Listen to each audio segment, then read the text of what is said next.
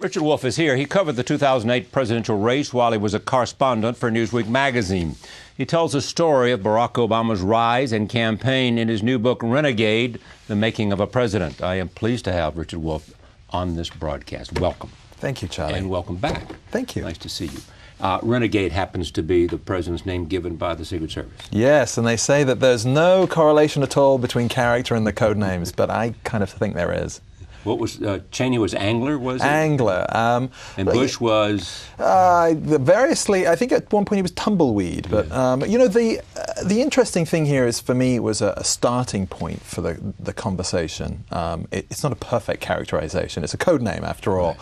But for a guy who breaks the rules, who doesn't wait his turn, but is also a very disciplined, sometimes even hesitant and doubtful rule breaker, that was the construct for me. 21 months, how many interviews?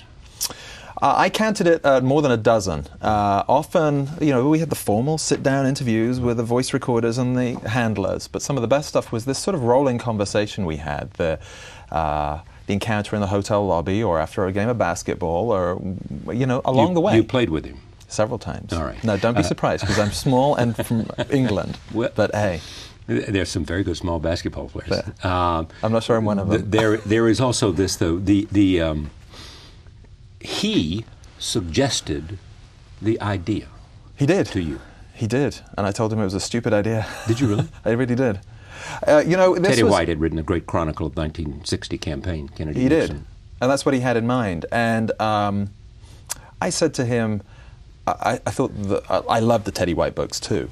But I thought the genre was kind of exhausted. People just weren't publishing or reading that kind of thing anymore. They like the partisan stuff about why Republicans are evil and Democrats are stupid. And also newspapers. I mean, Teddy White did that over a period of time which nobody else did it. Today, everybody is doing that with the nature of the coverage. Right. And that was my concern as well. And he looked very crestfallen.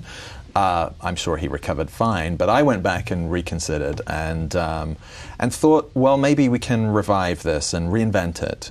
So Teddy White was an inspiration, but not an aspiration. I mean, there were elements of it that I thought were still fresh, especially the opening on Election Day. The idea that the last 24, 36 hours is something very special.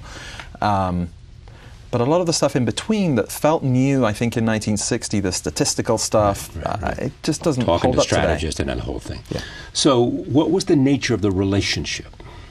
Obviously, it's reporter-candidate. Yes, it is. But was it more? I mean, did you ever have conflict? Did you have... Oh, yes, absolutely. I mean, that's one of the funny things about watching him now. Everyone says, you know, he's very cool under fire, and does he have any emotion at all? Well, I saw him when he was grumpy and frustrated, and he could get annoyed with me with questions. He wants, I think, to be pushed, but doesn't always enjoy it. And I thought my job was to probe and analyze. Look, this was my third presidential campaign, and I thought, for any of us who covered the 2000 campaign, where there seemed to be no real substance, and you had a very charismatic, charming candidate, I thought we all had an obligation to push these people. Did they know something more than the talking points? Could they adapt over the course of 21 months, a long time? Could they adapt to real life, current affairs, especially in foreign policy, which is one of my first loves? So I was pushing him on, and I think he responded to that. In fact, I think that may have been why we connected. He liked the challenge of having to define himself. I think the processy stories, the who's up, who's down, the poll numbers were actually easy for him. He thought that was sort of taking politics. Tactical analysis. Yeah, it was trivial. All right. So here's what's interesting to me is of his own self-awareness and how he described himself. Which part of that didn't ring true for you? Where is he trying to promote an image which may not be at the heart of who he is? That's a great question. I remember one conversation we had early in the primary phase where he told me, you know, I could walk away from all of this. And I just said, oh, what do you mean you could walk away from all of this? And he said, you know, I could go back and, you know, be with my family. I said, what, teach law and just hang out with your kids? He said, yeah, I could do that. I'm not sure she could, meaning Hillary Clinton. Right. And I just said, I don't believe it. I just don't believe it. I don't either. So his self-image was that it was fine. But he went on to say... His self-image was he didn't need it. He didn't need it, which is a presidential construct. Oh, the people want me to do this. But he said, now they've annoyed me. Now I really want to win. And there's this conflict here between a guy who is incredibly competitive. Really, he has to win. He's driven to win. But is comfortable enough with himself, or at least he thinks he is, that he doesn't need to strive. There's an effort at being effortless. There's a story. No, that's well said. A story in the book where he has to memorize this big speech in Iowa, the J.J. Dinner speech, which is the launch pad for many candidates. He has to memorize it. Now, as you can tell from the use of the teleprompter today, he doesn't really memorize anything. And he doesn't tell his staff anything. They don't know if he's prepping. He goes back to his hotel room every night, turns on the TV really loud. The staff thinks this is kind of strange. And he rehearses on his own, out of sight. Reading out loud. Just memorize, committing it to memory. And so when they go to the first run-through and all his aides are nervous, has he got it? Has he done any work on it? They don't know. He aces it. That is the sort of studied, the effort behind I being think that is a performer. When I read that in your book, I said this is a defining sort of example of what he appears to me to be like. Right. You know, someone who's ambitious. Ambition's a good thing. Someone who set a goal. It's a good thing. Right. He went to Chicago to become a community organizer because he wanted to find a route to public office, I believe. A couple of things. I think first of all, he wanted to add some roots to his life. Right. Because he had this rootless existence, and his family was incredibly dysfunctional. Not just an absent father, but an absent mother too. So Chicago was a place he could find some roots in, and he found among them Jeremiah Wright. Right. Community organizing was a way to connect with the dreams he had, literally the dreams to be part of the civil rights movement, which he was obviously too young for. He came too late for that. And so, and the third piece of it was discipline. I repeatedly put in the book about Malcolm X being a model for him. And Malcolm X wasn't a community organizer, but one thing he loved about Malcolm X as a reader, and as I believe as a writer, was what he calls the repeated acts of self-creation of Malcolm X. And this idea that he is a self-made man, that he could will himself into being by this disciplined approach to organizing himself, organizing a community, I think was key. He is his project. I mean, you know, some of his critics say it's narcissistic, but he is a self-made person, and by any objective analysis, having the childhood he had, he really ought to be a mess. There should not be any trace of discipline. That comes from him, and it's a constant effort, I believe. Looking at the Jeremiah Wright thing, what was intriguing to me too, the insight you had, that he visited Jeremiah Wright before he went to make his speech at the National Press Club. No one knew about that. Nobody knew. There was a lot of secrecy. Did anyone ask the question of the candidate during that time, have you seen Jeremiah Wright? Yes. In fact, I think I did. And the answer was? He dodged it. How does he dodge it in front of you? We haven't connected at this point, or... so the follow-up is, have you tried? Yeah, and the next question. Oh, really? Yeah. So you couldn't ask the follow-up and the follow-up and the follow-up, but you had all this access. Oh, yeah, no, that was something, the secret meeting was something I discovered later. This was incredibly sensitive at the time. They really thought that Jeremiah Wright could bring down the entire campaign. The 2-year effort could be brought down, not so much by the first round of it, but by the comeback tour. They saw their numbers collapsing, so everything about it was radioactive. Here's what else interests me about the Jeremiah Wright, and I know this because of your book. The idea that he had an early premonition that there may be some trouble with the sermons that Jeremiah Wright, and so he ordered the staff to go over them. And they never did the work. Unfortunately, it never happened. They never did the work. That suggests he knew the inflammatory nature of the speeches and had in fact heard them. And therefore any other... Yeah, well, his friends suspected there was something in there, and clearly this is a speaker who, Jeremiah Wright, who was seeking to provoke. And one of his friends explained, you know, if Reverend Wright could be outrageous and make the world seem outrageous, then maybe your problems weren't so great. It was a way of putting the world back into focus. But they knew that there were danger points in there. And I actually think the dirty secret of it is that he wasn't in church very often. And this was kind of embarrassing. And so he may have ordered this up. Yeah, exactly. This is embarrassing. He didn't want people to know he didn't go to church. He had written a chapter in The Audacity of Hope talking about how political office holders should pay attention to communities of faith. There's a whole chapter on faith in there. So what does this suggest to you, Richard? That there is, along with this sense of authenticity, a degree of showmanship and even artifice to... Artifice? Yes. I think there's a theatrical performance that this president and then candidate knew that he could perform. For a start, I think he's actually a loner. I actually think for all of his comfort on stage, he is most comfortable on his own. So he knows he's performing, and he's good at it. But that doesn't mean to say that the public persona is the real thing. He is... and how isn't the public persona the real thing?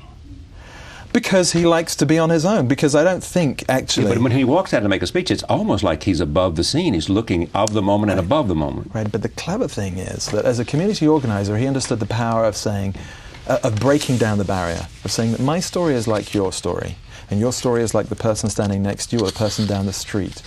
And weaving together people's stories is a technique that nobody could see, but it had a political impact. It's not just a narrative. He does it in his books. He calls them sacred stories. He goes around Chicago collecting these stories for his community. That's how you build the community. That's how you build the organization. But it is a technique. Bill Clinton said at this table once when I asked him about his intelligence, he said, I have a certain intelligence that works and served me well in politics.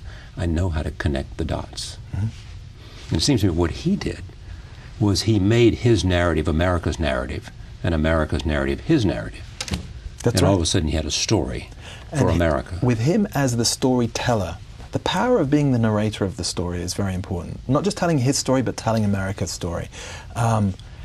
You know, as a community organizer, you have to not just collect these stories, but create a narrative. At that period, he was writing journals which became Dreams from My Father. And this takes me back to Malcolm X, by the way, because Malcolm X's classic book, the autobiography, quote unquote, was as told to Alex Haley. Alex Haley developed this, the sort of semi-fictionalized weaving together of truth and idealism, let's put it as. And I think he did that very powerfully, politically and, by the way, in terms of book writing. Churchill said, history will be kind to me because I'll write that history. Yes, and Churchill came out pretty well from it, from the history he wrote. You build on Dreams of My Father in terms of how that whole, how he defined it, and you believe, what is it, the essence of that? Dreams from My Father is a bit of a distorted view because as someone who wasn't there, and in many ways the journey of discovery is really what that book is about. And the journey involves, look, his mother wanted him to see himself as a citizen of the world. In fact, I quote him saying that his mother thought at times she was, quote unquote, not white. His discovery of himself is really him telling the story of the journey, and it's the process of piecing these things together that really makes him who he is. That's not always satisfying, because in the end he doesn't connect with his father. He doesn't really connect with his mother either. But he had that choice. He was a middle-class kid, not a working-class kid, a middle-class, like Michelle Obama's family. One-bedroom bungalow in the south side of Chicago. That's where her mother was living until she moved into the White House. So really an extraordinary journey, but he had the opportunity to be, as he put it, a citizen of the world, and turned his back on it. He had the opportunity to not really be rooted in religion. His mother wasn't. She had this very sort of, frankly, hippie view of spiritual commonality. She was an anthropologist. Now, he can be an anthropologist. He can step outside his own society, his own culture, even outside his own world, but he wanted to find his roots, and he found them both as a community organizer, but also in his marriage to Michelle Obama. He found that experience of...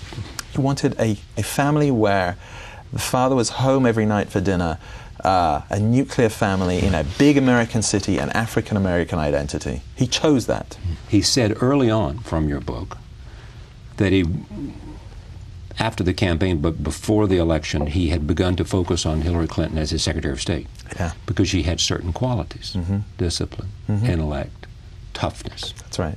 suggesting those are the qualities he admires. Absolutely. And this is at a time when the wounds are still so raw. I mean, his friends, his aides, and even he really feels passionate about the kinds of exchanges they had, the blows she landed on him. It was very, very painful. You don't have to go back that far to see what they were saying about each other. What was it that they said that made him feel wounded? That he wasn't ready to be commander-in-chief, Yeah, but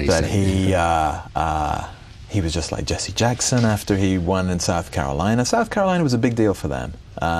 The constant sort of winning belittling... of it, or the Clinton's reaction, the belittling. The former presidents. Yeah. The belittling of him, the idea that he was a rookie, that he was naive and inexperienced and not up to it, not worthy of the contest. I think that was intensely annoying and more insulting. What is it that he believes? What is his ideology? Is it only practicality? Well, I think he has elevated pragmatic politics to a different level. And if you listen to the 2004 convention speech, his breakthrough moment, this is a slippery political character in the sense that if you're going to unite red America and blue America, you're a compromise candidate. The line of that compromise is not easy to predict, and it was difficult for his campaign to understand where the line was. He likes to think of himself as an innovative policy thinker.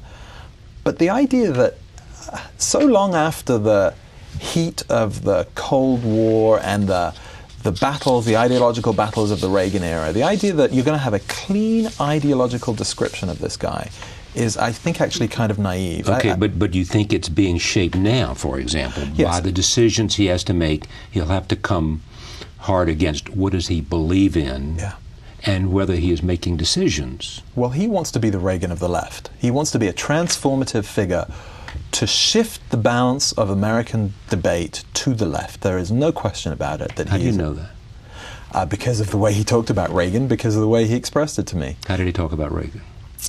He thought Reagan, while he opposed just about every single one of his policies, remember, as a community organizer, he was dealing at the sort of the rough end of, on the streets of, especially the economic policies. He admired his ability to be a great president, the moment of the time, the coming together of the time and the man, and the lasting impact he had in shifting the debate to one side. Now, he comes at it from a completely different angle, of course. His instincts on, when he talks about healthcare, we're in the middle of the healthcare debate, he says quite openly, if you could do it all over again, if you could start from scratch, he'd want a single-payer system. Now, that's about as close to a definition of progressive or liberal as you could get. But being pragmatic, he says, our social democrat, we're not going to do that. So he's intensely pragmatic about it. Now, look at how closely he defends the public option. That's going to be a defining moment for him. Whether it ends up as a full-blown system, because it is the one item that the right is jumping cannot on. Stand. And, Cannot stand. And we use that to try to define him. Right. As a president. Yeah. Aha, this is who we told you he was. But he has a social project in mind. He wants to establish this and leave that as his legacy. I have no doubt about that. Well, say that in different words. That he wants to say, he wants to, for start, be transformative, change the entire framework of healthcare delivery in this country. But beyond that, to reshape the playing field so that competition moves differently because of government action.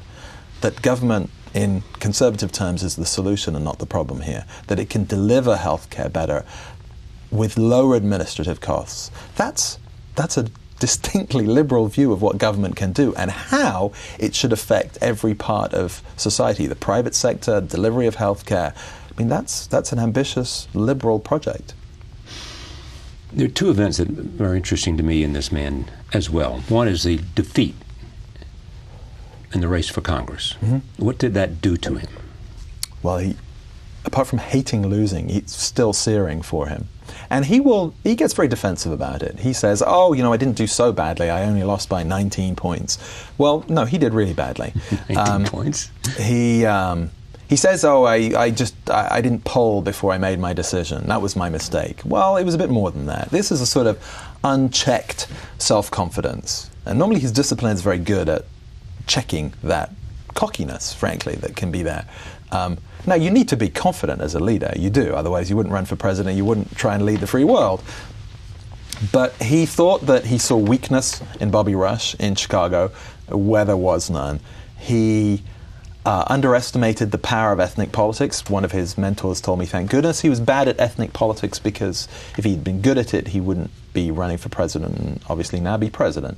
But there was an idea that personal charm, times were right for him to just go do this. And so when he came back to his friends afterwards, after really getting beaten very badly, and said he was going to run for Senate, they all laughed at him. And in fact, Tom Daschle, obviously, leading figure in the Democratic Party, when he saw him, he thought, I can see a talent, but losing a race for the House is not the best platform for running for Senate. That was 2004, and he ended up obviously being one of the few bright spots for Democrats in 2004. Well, that's the second point. In 2004, he got to deliver the convention speech at the Democratic National Convention. That ignited a national attention for him. It did. How did that happen? And how much of it was his understanding that if I can get this shot with my rhetorical skills, it'll put me into another zone? Well, state senator from Illinois doesn't get to really have the platform. This is a combination of events. Someone who has a unifying, positive message, which was very important for that convention, that Kerry and Bob Shrum wanted at that time. David Axelrod's connections with all of these people, his political advisor, his consigliere, just having the access, and him as the most visible symbol of diversity. I mean, I don't think there was any question that the diversity helped him. So who made the decision? Well, John Kerry and Bob Shrum. So Shrum actually said, okay. This is the guy. They recommended him, and Kerry said yes. Right. And they had campaigned together. Kerry had been impressed at some education event, I think it was, in Chicago. So there was something there. But this isn't, I don't think he sang that much at the event that they thought, oh, he's the keynote speaker. What don't you know about him that you want to know?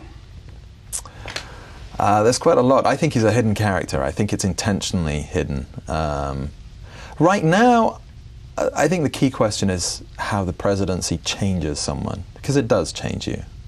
I mean, I saw it. I interviewed him in the Oval Office, and the impatience, the moodiness came a little quicker. There was a presidential speed to the impatience. I think it's difficult to change yourself into something different, but maybe some of the characteristics are reinforced inside the White House because people are there to reinforce what you want, to predict what you want. So, not only that, you look at the world differently because you see the problems that you have to make hard decisions. You can't just talk about them, you have to do them. And we're seeing that on a whole range of national security things, Guantanamo Bay. The rhetoric comes a lot easier. He actually finds it, I think, relatively simple to jettison some of his promises because of that pragmatism. And because he can. Because he can, and because he's competitive. He wants to win. For the country, for himself, for everybody. All of it. I didn't mention this, and there are lots of other little things that have gotten attention here. One is that after the failed congressional race, there was some tension in the marriage, and they overcame that, and some other things. Renegade, The Making of a President by Richard Wolffe, based on exclusive interviews with Barack Obama. Thank you. Thank you, Charlie.